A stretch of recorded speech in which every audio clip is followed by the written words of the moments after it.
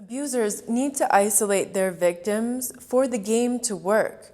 That's why isolation is one of the key factors in the Stockholm Syndrome. Now, that form of isolation could be physical. They might move you to a new location where you don't have a support system. They might move you to a remote location where you don't have access to other people. They might take away your cell phone, or even more covertly, convince you that the cell phone is the work of the devil and that you shouldn't have one, and therefore you no longer have a way of contacting other people. They could isolate you from having internet access. Now, you'll notice that some governments do that to their people. In fact, nowadays, all governments are censoring the internet, including the USA. Abusers will also psychologically isolate you. This is isolating you from the perspectives, the outside perspectives of other people that might see something that you don't see, or that might see what you're seeing and confirm that. They might convince you that you can't trust your family and your friends and the people that you think actually care about you. They might stop you from seeing them, not by physically blocking you, but by planting ideas in your head that somehow something bad is going to happen to you if you hang out with them. Or what I found is very common is, let's say you have plans to go see someone, friends, family, otherwise, and they're not going. They will sabotage that by creating some sort of fight just before you go. And then either you feel so bad that you don't go and you stay home instead, or you go, you have a lousy time, and you don't voice the things that you actually want to talk about. Psychological isolation could come through blackmailing you. Like maybe they know secrets or intimate things about your life that you don't want other people to know, so they threaten you with revealing those things in order to keep you there and keep you quiet. It could be a secret or something between you guys, like you did something and you wish you didn't do that. Maybe you reacted to their abuse in a certain way, and now they're always holding that over your head. Therefore, they're isolating you because you're so ashamed of what you did that you don't want to tell other people, and you don't even want to be around other people because you feel like you're going to tell them. So in this video, I'm going to talk about why narcissists and other manipulators will isolate you. I'm going to give you 4 reasons. And I'm also going to talk specifically about the Stockholm Syndrome.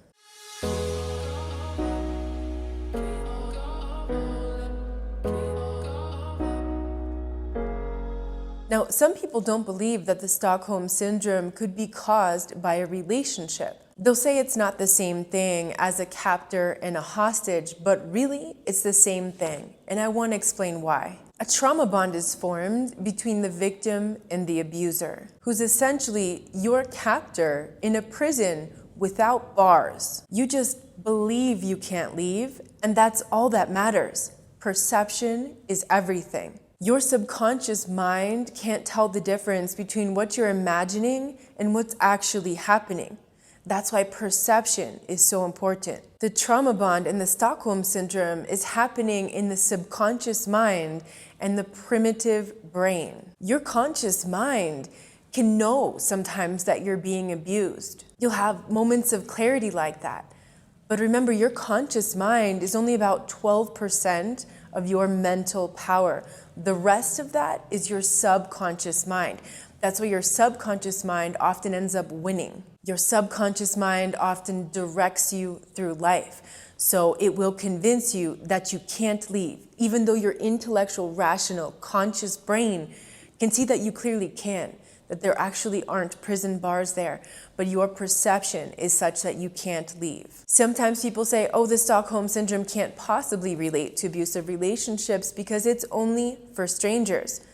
But think about it, everyone at some point was a stranger, even your parents that you met the day that you were born. I think probably the difference for the victims of, let's say, a sudden trauma, like capture, kidnapping, something like that, if it was a short period of time, that victim will likely get out of there with PTSD, post-traumatic stress disorder.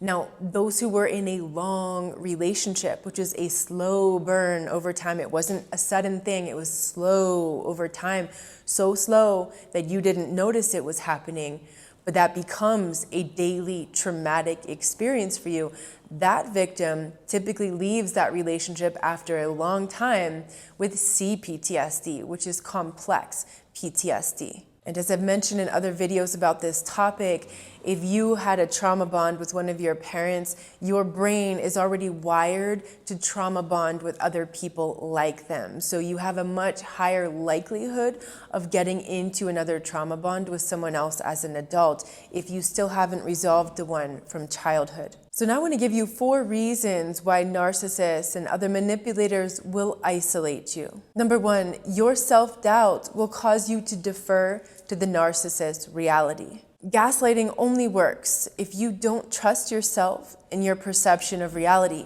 And that could be a lot harder to do when you're isolated in your perception and you can't get a reality check from a third person. A third person could verify, could challenge, could validate something that you're saying. And that might be the exact opposite of what the abusive person is telling you. So number 1, isolation from outside perspectives is key for the abuse to work. Number 2, you'll feel crazy and you won't speak up. When you're isolated and you're caught in the abuse dynamic, you're gonna feel like you're crazy. You're gonna feel like if you tell people about what happened, they're gonna think you're crazy. You're going to be afraid that they won't believe you. Part of that is because there were probably good moments or good qualities about that person too.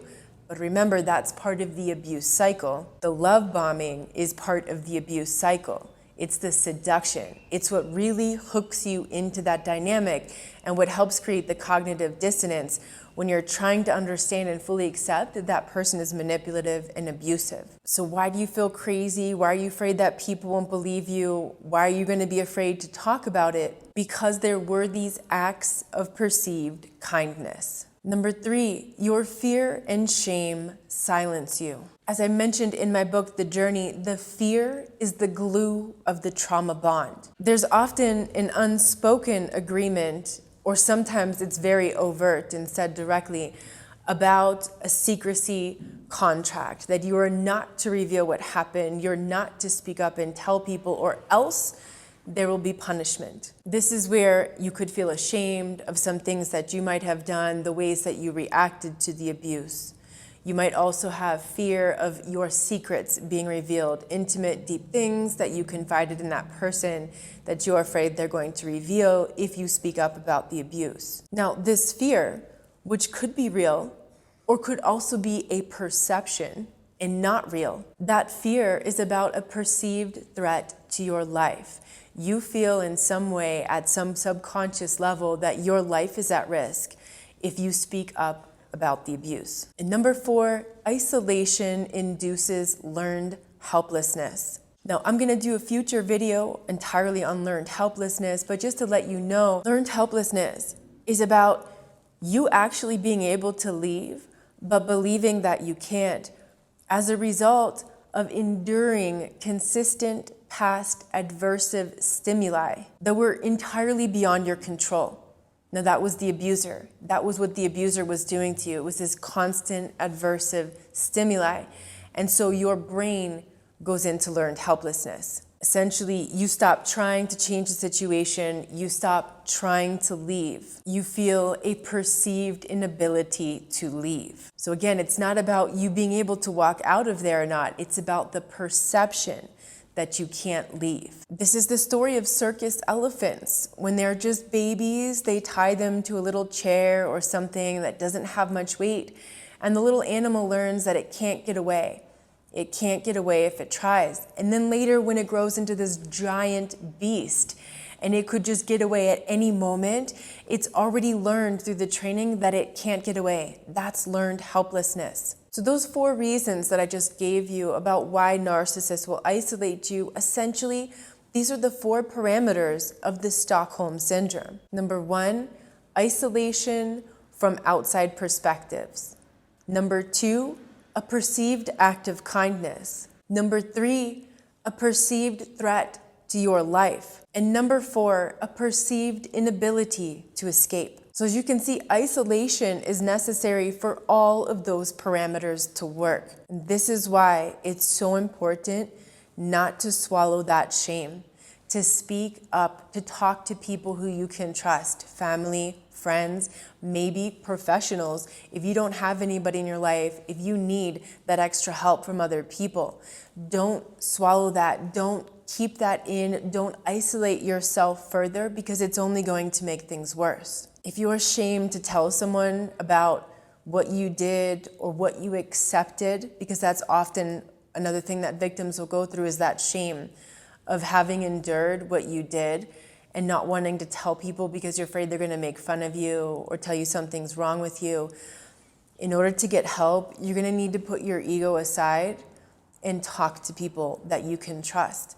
There's a saying, I read it in Portia de Rossi's book. Someone later told me it's part of the 12-step groups, but the saying says, we are only as sick as our secrets. So in order to avoid getting into the Stockholm Syndrome and these trauma bonds, it's really important to talk to people, to not be isolated, to not stay isolated in your perception of reality. Get reality checks with people. Talk to people about what's happening. And if you notice you're not talking to your best friends, your favorite relatives, the people that you always talked about stuff, when you're not telling them what's going on in your life, that's where you need to stop yourself and give yourself a reality check and realize, why are you swallowing that? Like, what are you so ashamed of? What did you do, or what are you accepting that you're so ashamed of that you don't want to talk to them about it? Because those are the very things that are going to get you in trouble. Check in. Are you in integrity with yourself? Because that's a big source of shame. When you know you're not in integrity, you're accepting something in your life that's not okay with you, you're doing something that's going against your values, you're not in integrity. That's going to cause a sense of shame. So you got to get yourself back in integrity. Think about a time when you did share something really vulnerable with someone trustworthy. You shared one of those secrets, you shared your shame, you shared your feeling. Think about the relief that you felt upon sharing that with someone trustworthy and supportive. Now again, you don't want to go to the wrong people. You don't want to go to frenemies. You don't want to go to narcissistic relatives or enabler relatives who can get that information back to someone else in your family that you don't want to know about that. Be very careful who you confide in, but also recognize the value of having someone to share these things with so that you don't have to swallow all that, so that you don't have to feel that way, so that you don't get stuck in the isolation that can keep you locked in an abusive relationship. And I want to remind you, if you're looking for a professional to talk to you about what you've gone through, check out the link below. I'll put it in the description of the video and also the first pinned comment for BetterHelp, which is an online portal of licensed therapists. So you can get therapy from the comforts and privacy of your own home. You can video chat, you can type chat, you can talk on the internet phone. And when you use that link that I've given you below, you get 10% off your first month. I just want to make two more disclaimers about the Stockholm Syndrome and the trauma bond. I have talked about this in other videos. I like to remind people this because I sometimes see misinformation out there. When I hear people making fun of victims, calling them stupid for accepting what they did, I want to remind you this is not the intellectual brain. This is not the conscious brain. This is happening at the primal brain, the brain stem, and the limbic system, which is the emotional brain.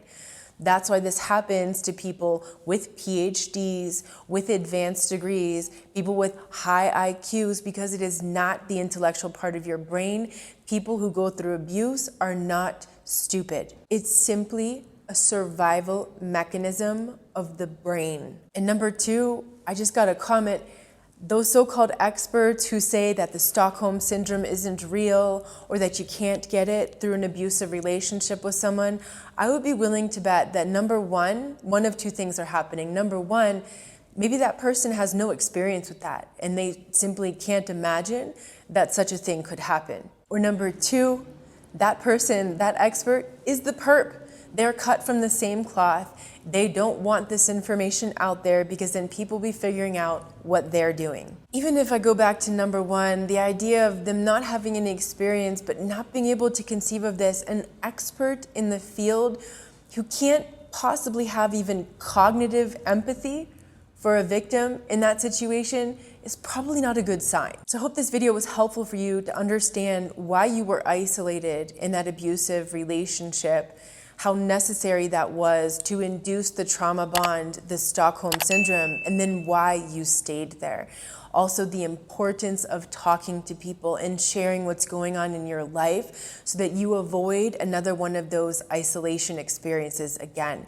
I hope this video was helpful for you. If it was, give it a like or let me know in the comments below. If there's something else you want to add to this conversation, I would love to see that in the comments too. I'm sending you a big hug.